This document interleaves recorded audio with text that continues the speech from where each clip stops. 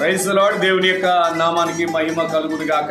దేవుని యొక్క మహాకృపను బట్టి ఈ 2026వ సంవత్సరం ఏప్రిల్ 4వ దినమున ఈ విధంగా ప్రభు కొరకు పరిగెత్తడానికి, ప్రభు యొక్క సువార్త చేయడానికి మరి ఉన్నటువంటి గ్రేస్ గాస్పెల్ మినిస్ట్రీస్ యువతి యువకులు, పెద్దవారు, చిన్నలు అందరూ కలిసి మరి ప్రభువును స్తుతించడానికి దేవుడు ఎంతగానో కృప చూపించాడు.